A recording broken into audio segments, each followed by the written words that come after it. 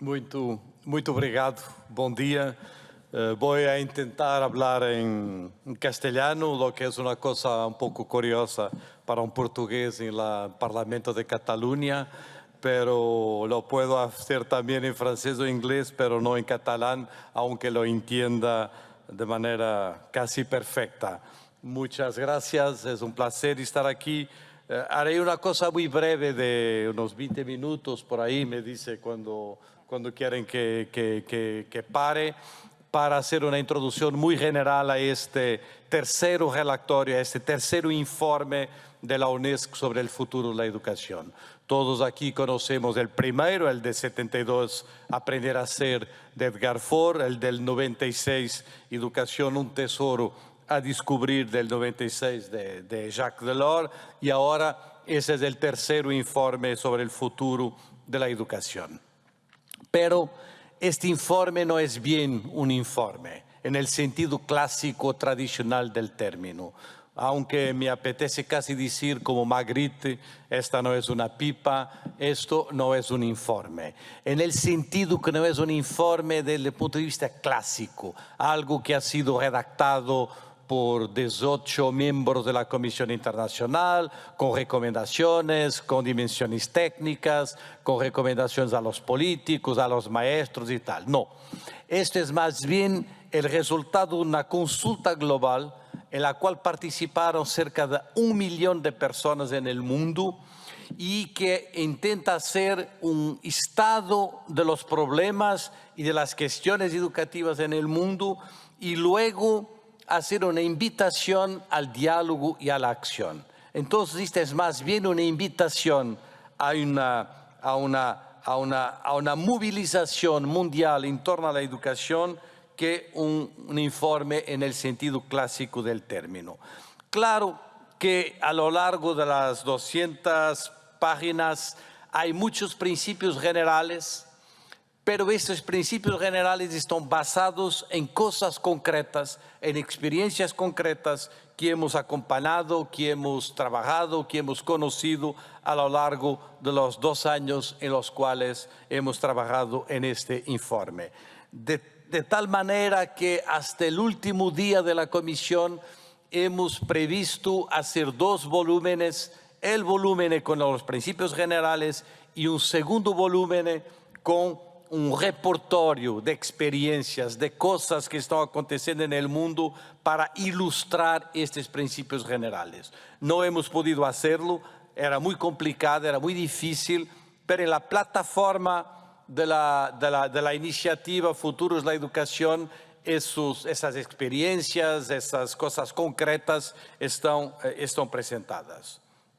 Lo que ha sido muy importante para nosotros como punto de partida y de llegada es la educación como bien público común. Hemos puesto siempre los conceptos bien público y bien común al mismo nivel y a lo largo del informe eso aparece muchas veces, inspirados por una célebre frase de una filósofa norteamericana de los primeros movimientos feministas en la educación de los años 60 en Estados Unidos, una señora que se llama Maxine Greene, y que había escrito una cosa muy interesante diciendo: no puede imaginar ningún propósito coherente para la educación si alguna cosa común no sucede en un espacio público. La idea de conectar el público y el común ha sido muy fuerte y muy importante. Y luego los 3 conceptos del título del informe: juntos, nuestros futuros y un nuevo contrato social. Juntos en el sentido que queremos apelar a un debate mundial donde la gente en conjunto pueda trabajar, pero también juntos desde el punto de vista pedagógico, curricular, etcétera, y lo voy a decir porque esa es la segunda parte del informe y puede ser la parte más sustantiva del informe.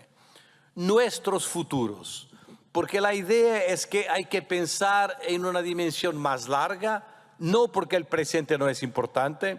el presente es el punto de partida, pero porque muchas veces en la política y también en la escuela falta una visión más amplia, una visión de futuro para los temas educativos. Pero lo más importante en la idea de nuestros futuros es el plural. No hemos querido redactar un informe sobre el futuro de la educación, pero más bien sobre los futuros de la educación, y adoptar el plural ha sido una decisión central de la Comisión. Porque lo que queremos decir es que hay muchos futuros. Hay una gran diversidad de futuros. Hay cosas muy diferentes en el mundo y que lo más importante en un cierto sentido es liberar estas posibilidades. Y desde el punto de vista de las políticas, lo que decimos es, puede ser que lo más importante en la política educativa sea crear las condiciones para liberar estos diferentes futuros. Dicho de otra manera, puede ser que lo más importante para la política sea crear las condiciones para que pueda haber experiencias, pueda haber innovaciones, pueda haber cosas diferentes en las escuelas, en las universidades. Se pueden intentar diferentes propuestas que ciertamente tienen que ser evaluadas, pero que puedan liberar esas distintas posibilidades y no una visión uniforme, una visión homogénea, una visión centralizada de lo que puede ser la educación. Entonces, para nosotros el cómo, la respuesta que siempre se pone en estos informes, todo esto es muy bonito, pero ¿cómo hacer? El cómo está en la capacidad de iniciativa, en la liberación de las energías de maestros, de escuelas, de comunidades, para que se puedan hacer cosas diferentes y con una gran diversidad. Y luego, la comprensión de que en el mundo hay hoy millares, millones de cosas muy interesantes, muy positivas, pero que aún no dieron origen a un movimiento más organizado. La presidenta del Parlamento estaba hablando aquí de la escuela moderna, podríamos hablar del movimiento de la escuela nueva en los años 20 o 30, que dieron origen a un cierto movimiento. Lo que estamos viendo en el mundo es que hay muchas cosas y muchas cosas positivas, pero que no se han transformado aún en una dinámica nueva para construir la educación. Y esta dinámica nueva para nosotros implica un nuevo contrato social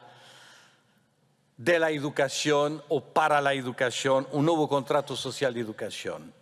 Lo que decimos, y eso ha sido una gran discusión, es que hay un contrato social que viene del siglo XIX, un contrato social que viene de las leyes de la escolaridad obligatoria, de la masificación escolar, de la educación popular, de la construcción de un modelo escolar que es un modelo además muy uniforme en todo el mundo y de una idea de escuela en gran parte separada de la sociedad como un lugar aislado de la sociedad. Estos dos pilares del contrato social, el pilar de un modelo escolar uniformizado en torno a la célula de la aula y la idea de un edificio escolar autónomo, aislado de la sociedad, es lo que hoy pensamos que hay que revisitar en términos de construir un nuevo contrato social en el cual hay que pensar nuevos entornos educativos, nuevas maneras de habitar el espacio educativo, porque los entornos educativos inducen diferentes maneras de escolaridad, diferentes proyectos educativos, diferentes formas de trabajo del profesor, diferentes modelos de aprendizaje. Entonces, el entorno educativo como metáfora de una posibilidad de transformación del modelo escolar, y luego la idea de una concepción de espacio público de educación, que es un espacio más amplio que el espacio escolar y que es un espacio, por supuesto, de participación, de ciudadanía y de deliberación más allá de la escuela en cuanto núcleo orgánico que se ha construido a partir de mediados del siglo XIX con este contrato social de lo que llamamos algunos de nosotros el contrato social de la modernidad educativa de mediados del siglo XIX. Esto no nos hace, y ese es un punto muy importante para nosotros, no nos hace alinear o ir en la dirección de muchos futurismos que uno ve todos los días en la televisión, en los medios, en las redes sociales, los futurismos que la escuela está obsoleta, que mucha gente anunciando la muerte de la escuela, el fin de la escuela, sustituida por las familias, por las comunidades, por las tecnologías. No, la Comisión hace la defensa de la escuela y dice la escuela es una institución indispensable e insustituible en la educación pública y común de nuestros niños, de nuestros jóvenes, de nuestros adultos. Pero la defensa de la escuela se hace transformando la escuela. Hay que decir los dos verbos, las dos acciones, la acción de defender la escuela y la acción de transformar la escuela, porque esa es la manera cierta de defender la escuela, es a través de su transformación o bien su metamorfosis, el cambio de su forma. Esto para nosotros es muy importante porque no alineamos, no,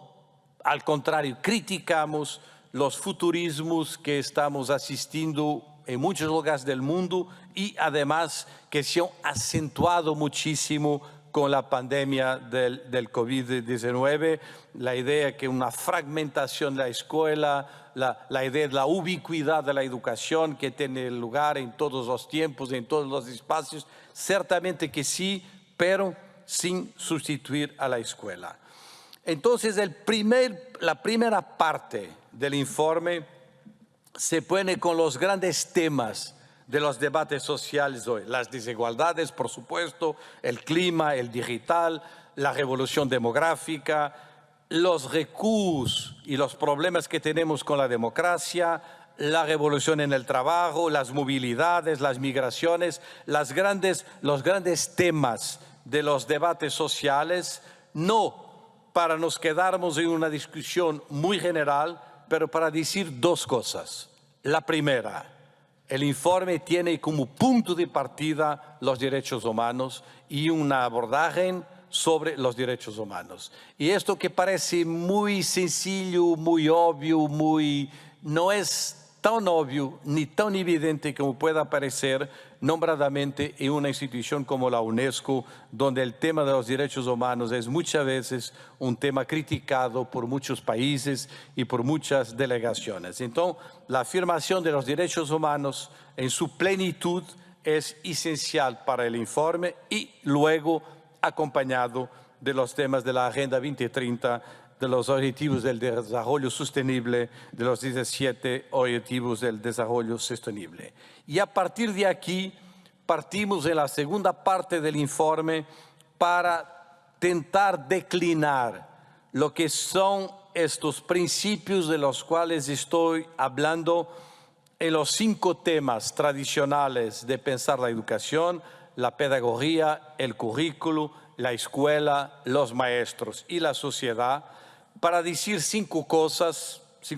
muy sencillas, pero que es lo que hemos observado en las mejores experiencias de innovación en el mundo. En el caso de la pedagogía, de insistir sobre una cosa que es muy importante, que no se trata solo, la palabra solo es muy importante, que no se trata solo de dar una clase, sino de organizar el trabajo de los alumnos en cooperación. Entonces, la idea de juntos, que es la idea organizadora del informe, se traduce en el caso de la pedagogía a través de las prácticas, de los procesos y de los principios de la cooperación.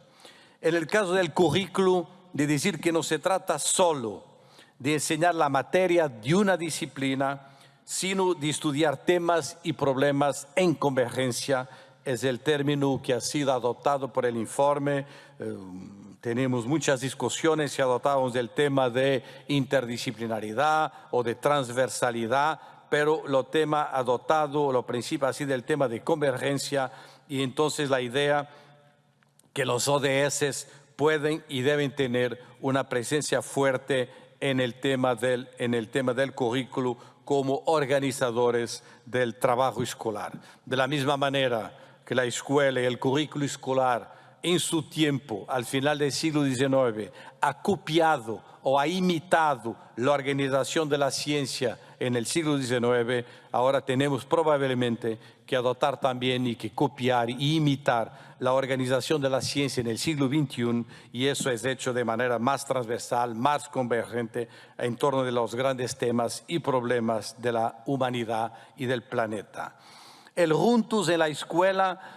se traduce en la idea de que no se trata solo de trabajar en el aula, sino de pensar de manera inclusiva la vida en común en la escuela y la construcción de una vida en común. Hemos incitado en utilizar el término de la convivialidad, que regresa a los debates actuales desde que en los años 70 Ivan Illich la ha puesto en la agenda de nuestras reflexiones a través de la sociedad convivial, pero hemos finalmente adoptado la idea de la vida en común en la escuela. Es claro que aquí tenemos el tema de los conocimientos, que es absolutamente central. La idea de la literacia científica, la idea de la ciencia es muy importante, pero siempre acompañada de la idea de los vínculos, de la empatía, de las emociones. Y ahí nos hemos, por ejemplo, influenciado muchísimo el libro, por ejemplo, uno de los últimos libros de los grandes neurocientistas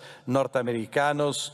Antonio Damasio, de origen portuguesa, y el título del libro es Saber y Sentir. Y desde el punto de vista de su presencia como uno de los grandes neurocientistas del mundo, él lo dice: no es posible saber, no es posible conocer sin sentir. Son dos movimientos que van en el mismo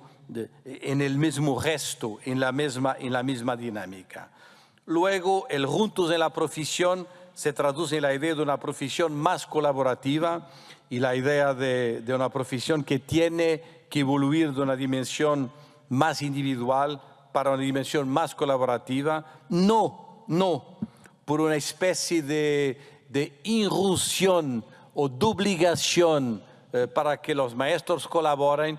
Si el trabajo del maestro es dar una clase de 1 hora dentro de una sala de aula, la colaboración no es muy necesaria y es sentida para los maestros como algo muchas veces constrangedor, obligatorio. Pero si el trabajo escolar, si el trabajo pedagógico está organizado de una otra manera y nuevos entornos educativos, entonces el trabajo de colaboración se hace absolutamente central. Y luego, los temas de la sociedad. Hemos incitado en utilizar el concepto de ciudad educativa, porque ha sido un concepto que se ha degradado mucho en los últimos años y lo hemos evitado, aunque lo que está en lo que decimos es una especie de la capilaridad educativa de las sociedades contemporáneas, una capilaridad donde están las familias, las comunidades, los centros culturales, lo conjunto de las posibilidades educativas que existen en las sociedades contemporáneas y que obligan a una dinámica diferente de jornada escolar, pero que obligan también a una dinámica diferente de organización del horario de la jornada de las familias, del horario de la jornada del trabajo. Cambios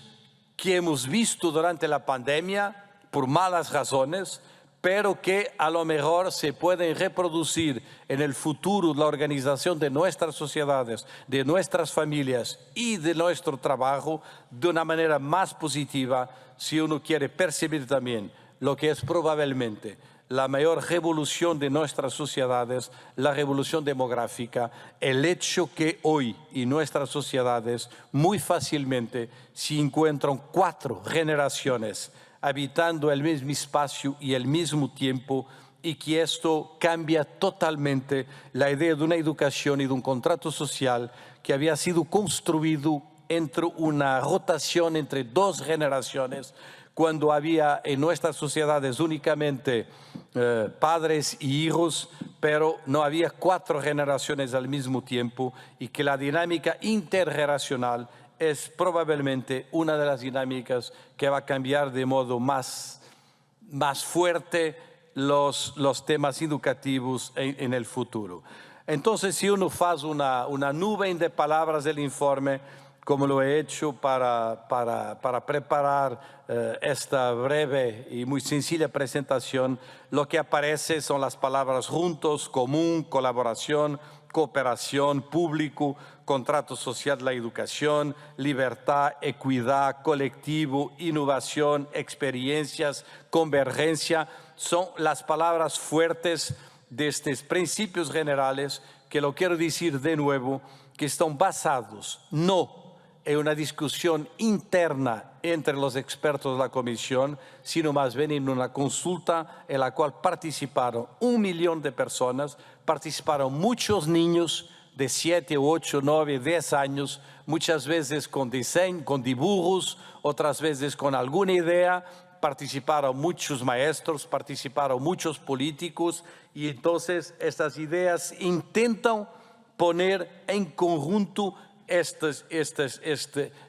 consulta global, de tal manera que ahora uno la pueda comparar con el repertorio, el inventario de experiencias que existen en el mundo y que van siendo disponibilizadas en la plataforma de la UNESCO para que uno pueda continuar este debate. El informe se termina con la tercera parte, que es una parte más corta, con 2 capítulos. El capítulo 8 con el llamamiento a la investigación y a la innovación, la idea es que tenemos que conocer mejor nuestras escuelas, tenemos que hacer un trabajo de investigación y de innovación, y ahí el papel de las universidades es también un papel central. Las universidades y la enseñanza superior están en todo el informe. Y luego un llamamiento a la solidaridad mundial y a la cooperación internacional en el sentido del Rethinking Education, de repensar la educación, que ha sido un informe intermedio publicado en el 2015 por la UNESCO y en la cual se presentaba la educación como un bien común global o mundial. La idea es que este bien común global o mundial es importante para pensar la cooperación internacional, porque sí, el problema de la educación de las niñas de Afganistán o de otros lugares del mundo es nuestro problema, no es un problema únicamente de los afganos, es un problema mundial, es una responsabilidad mundial, es una responsabilidad global, y esta idea de bien común global es lo que debe estar presente en nuestros esfuerzos internacionales por la educación, exactamente de la misma manera que hoy ninguna persona tiene ninguna duda que la salud es un bien común global. Hoy, después de la pandemia, tenemos conciencia muy clara que la salud es un problema del mundo entero. Pues bien, hay que tener esta misma conciencia para la educación, y por ahí se termina este informe, donde las últimas líneas son invitación a seguir en adelante. Una invitación a seguir adelante, a continuar, porque lo que nosotros verdaderamente acreditamos es que hay mucha cosa importante que se hace en todos los lugares del mundo. Lo que hemos visto en lugares muy pobres del mundo durante la pandemia, en lugares sorprendentes de África o de Asia o de América Latina, ahí están muchas veces las mejores experiencias de respuesta, por ejemplo, a la situación pandémica. Lo que hemos visto es que hay cosas impresionantes en el mundo, pero hay que darles una articulación, hay que darles una capacidad y una visibilidad que aún no tiene, y sobre todo hay que construir esto en torno a la idea de un nuevo contrato social de la educación, sin lo cual quedaremos con experiencias aisladas, pero el centro, el núcleo central de organización de nuestros sistemas educativos, de nuestras estructuras escolares, de la organización del trabajo del maestro y los profesores, quedará lo mismo, y eso dificultará muchísimo las transformaciones que todos en conjunto queremos llevar adelante. Este es el punto de este informe, de esta Comisión Internacional, y es por eso que para mí es un gran placer poder discutir este informe en diferentes foros, en diferentes oportunidades como esta que se ha planteado ahora aquí en el Parlamento de Cataluña. Muchas gracias.